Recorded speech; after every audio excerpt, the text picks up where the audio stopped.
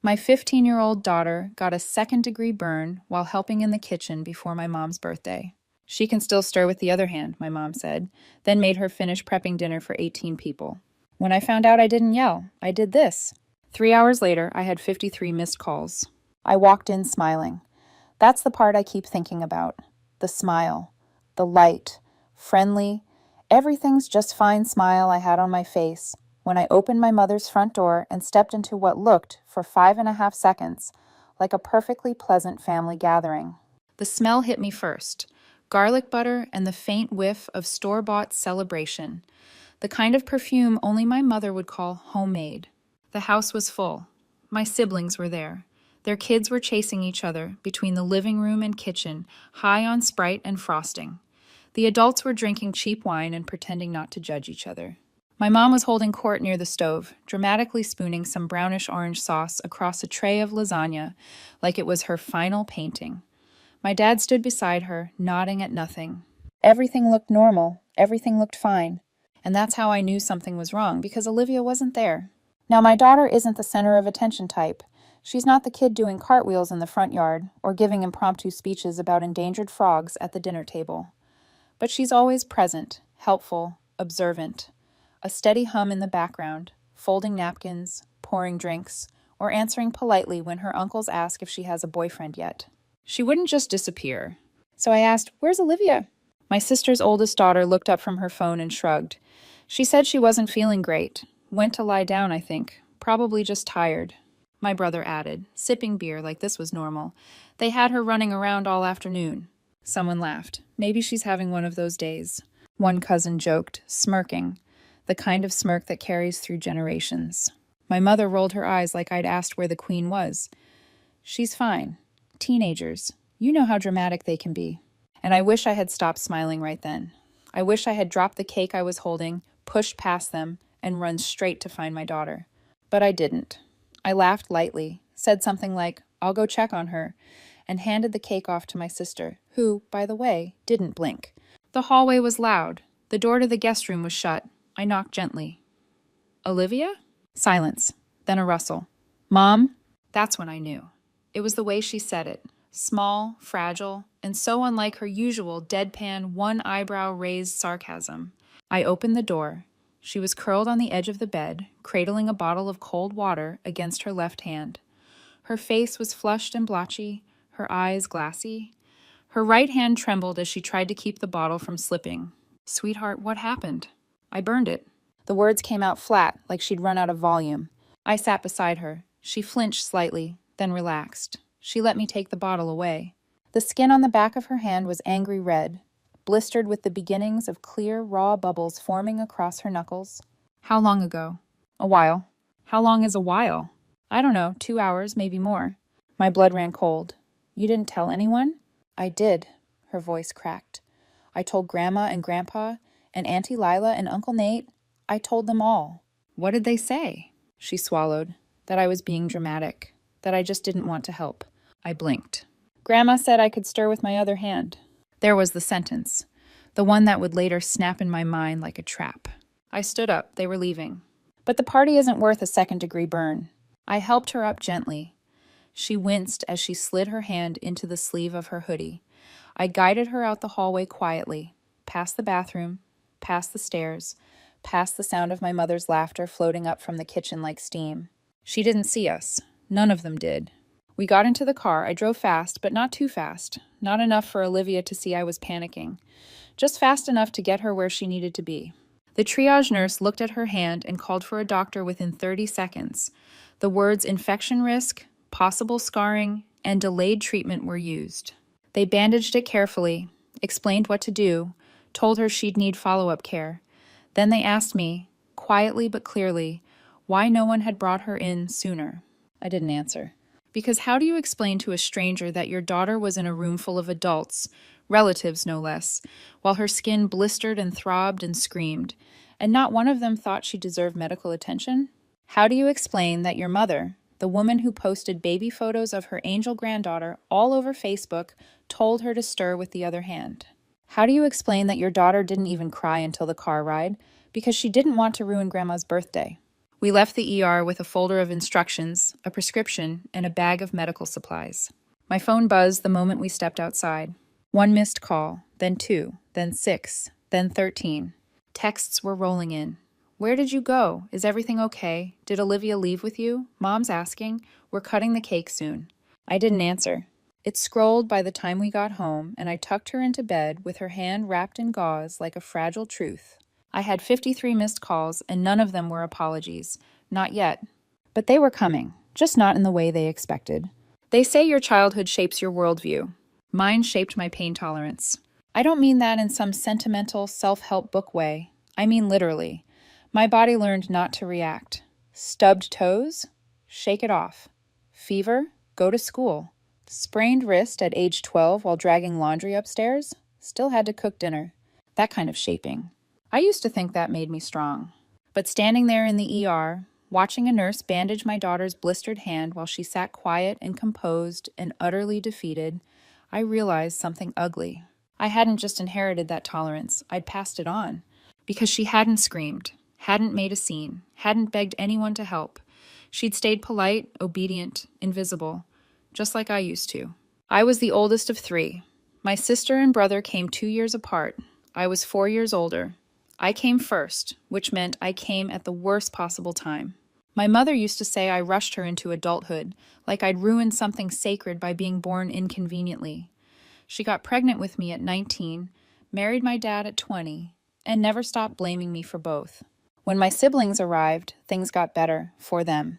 My dad got a raise. They bought a house with a yard and upgraded the dishwasher. The financial strain of early parenthood turned into backyard barbecues and camcorder birthdays. But by then, I was already the third parent, the unpaid one.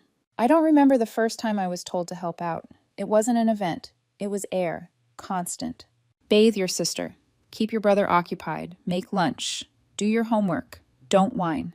There was no thank you, just more tasks. I remember getting the flu in 6th grade. High fever, full body aches, dizzy just from blinking. I told my mom I didn't think I could go to school. She sighed and said, "Well, I still have to go to work, don't I?" That was the end of that conversation. I went to school. I threw up behind a tree at recess, then got in trouble for not participating in gym. I remember thinking, clearly, vividly, that maybe I'd earn some sympathy if I fainted. Not because I wanted to scare anyone, but because I'd been trained to believe that if the suffering wasn't public, it didn't count. Fast forward to high school. I wanted to study medicine. I loved science, loved the idea of solving mysteries in people's bodies. I shadowed a pediatrician for 1 week and came home glowing. I said, "I think I want to be a doctor." My mom blinked and laughed. That's not for people like us. People like us meant working class. It meant I wasn't pretty enough, smart enough, rich enough, or worth the investment. She said nursing was more realistic, practical. I'd still be helping people. Helping. Always helping. I applied to a community program. Got in. Grants, scholarships, a job on weekends to make it work. No one helped me with applications. No one bought me a laptop. No one even asked how classes were going. But they were happy to tell their friends, "Our daughter's a nurse." Meanwhile, my sister got ballet later. She got a BA in something called environmental sociology, which I think translates to "please hire me, I'm interesting." My brother got writing camps, film school visits, and a 2-year degree he still doesn't use. They didn't have to earn support. It was handed to them like a preheated plate. And to be fair, they weren't cruel. They just never questioned it. Why would they? I earn more than both of them now, by a lot. But I still get texts like, "Can you help with back-to-school stuff? Do you know a good doctor for mom's knees? Can you check out this weird mole on my son's arm?" I'm the family ATM and Google search bar. Medical concierge with a smile, until recently. Back in the hospital, Olivia didn't say much. She let the doctor talk, let the nurse wrap her hand. She thanked everyone, even flinching. When we got home, I made her tea and tucked her in with Netflix and a weighted blanket. She finally let out a shaky breath and said, "It's weird. It hurts more now." I nodded. That's because someone finally noticed. She paused. "Mom, can I ask you something?" Of course. "I think I want to go into medicine, like to be a doctor. I've always wanted to, but I thought maybe I'd do nursing instead." My heart stopped for a second. Why? She shrugged, eyes on the blanket. "Because we're not rich. And you're a nurse, and you're amazing. And I just thought maybe that's more realistic, you know. She wasn't asking for permission. She was asking if it was allowed. And for a second, I saw myself at 15, watching my mother say, "That's not for people like us," and shrinking to fit the mold. But Olivia wasn't going to shrink, not if I had anything to do with it. I didn't say everything I was thinking in that moment. I didn't cry or give a speech. I just said, "You can be whatever the hell you want, and I'll find a way to get you there." But in my mind, I was already building the road.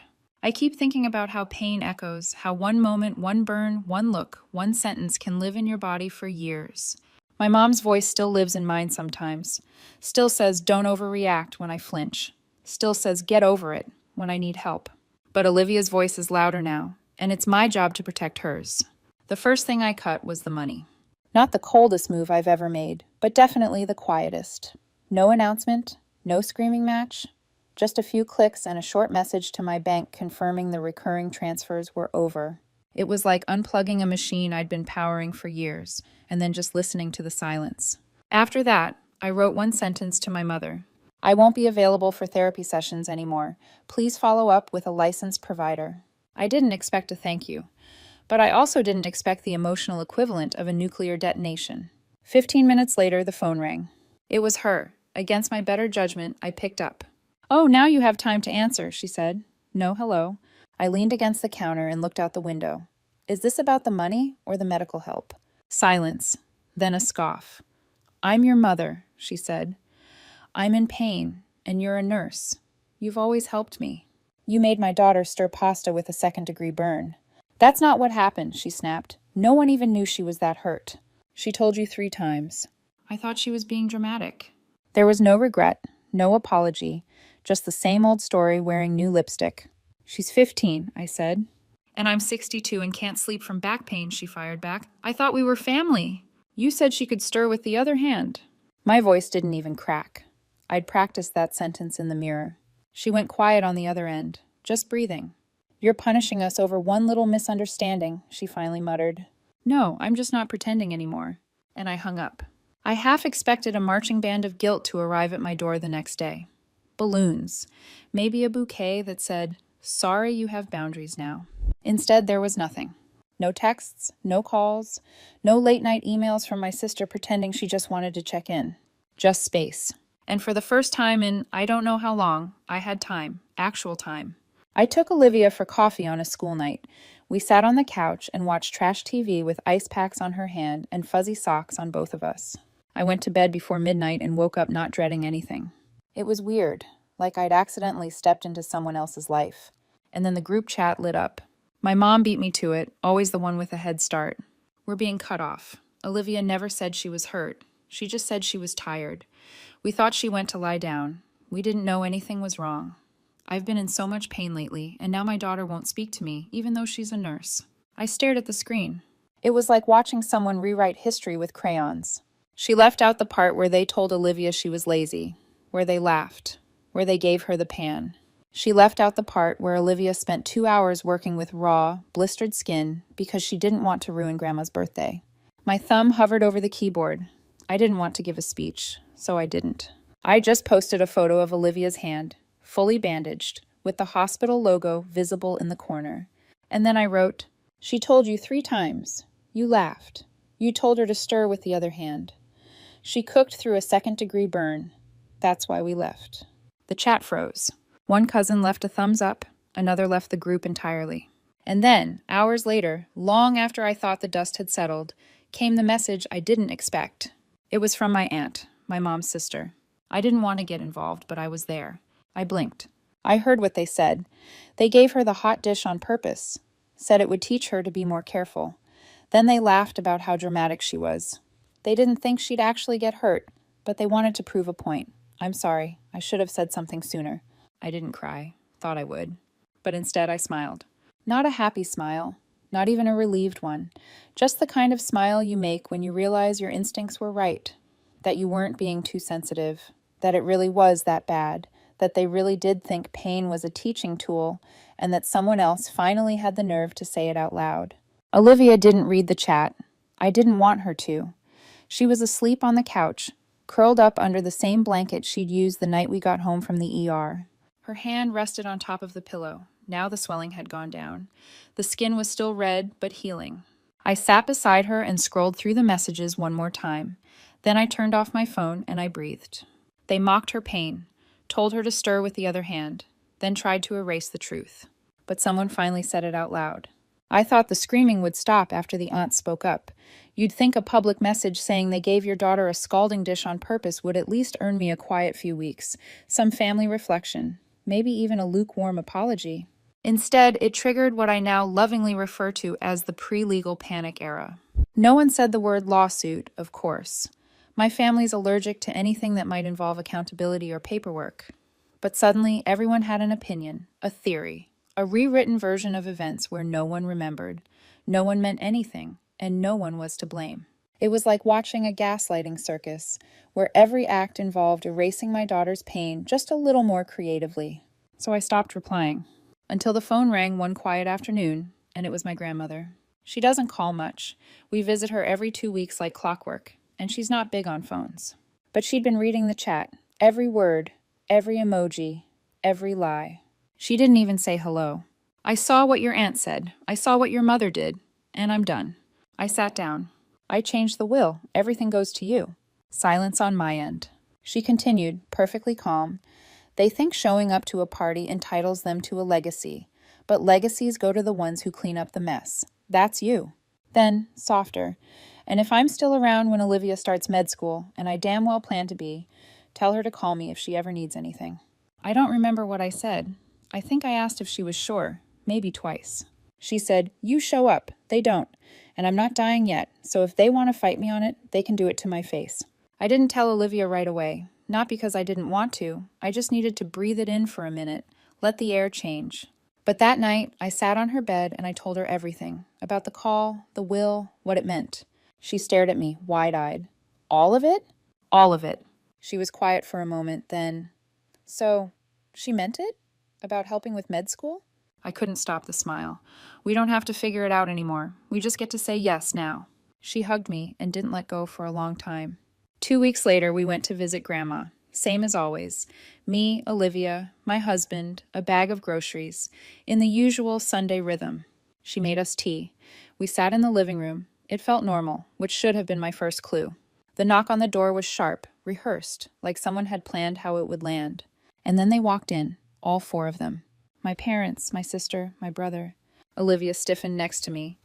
My husband stood up without a word, and I didn't move an inch. Oh, how nice, my grandmother muttered, not even bothering to hide her disgust. The vultures made it in time for dessert. My father didn't laugh. He pointed. You manipulated her. My mother's voice cracked like a hinge. We didn't know. We didn't mean... My brother, who hadn't spoken to Grandma in months, cut in. You've poisoned her against us. This was supposed to be split. My sister, who once asked me to Venmo her grocery money mid-vacation, went for the dramatic close. You made her choose sides. I stood up. No, I said. She made her choice. I made mine. And you. You made dinner out of my daughter's pain. My mother's face turned a shade I hadn't seen since she tried a juice cleanse. You don't know what you're doing. Actually, my grandmother said, standing slowly, she does. The room fell quiet. She looked at all 4 of them and said, with the kind of calm that only terrifies the unprepared, I've watched you take from her for years, and I watched you dismiss that girl's injury like she was a prop in your birthday parade. She pointed at Olivia, whose hand, still healing, was resting in her lap. She's the only one here I'm proud of. Then she looked at me. Get them out of my house. I didn't have to. My father walked out first, red-faced and muttering. My mother followed, still crying but quieter now. My siblings trailed behind, arms crossed, eyes on the floor. No one said goodbye. 3 days later, their family vacation was officially canceled. Not that they told me, but Olivia showed me a cousin's post, originally meant for close friends only, about how plans fell through and some people ruined everything. I didn't respond. Mostly because Olivia had me elbow deep in med school websites. Even though she still has 3 years, apparently prepping early is her new hobby. Could be worse. Could have been pottery. That night, she curled up beside me on the couch, her head on my shoulder, and whispered, You didn't just protect me. You believed me. That's different. And that's when I knew I'd done something I'd never been given. I hadn't just defended her, I'd chosen her, over my parents, over peacekeeping, over pride. I'd chosen her, and she knew it. So did I. So did I go too far, or not nearly far enough? I didn't shout. I didn't threaten. I didn't drag anyone to court. I just stopped giving them what they were never entitled to, and chose my daughter instead. Some people say that's harsh, others say it's overdue. But I'm curious what you think. Let me know in the comments. And if you want more stories like this, raw and sometimes a little messy, don't forget to subscribe and tap the bell.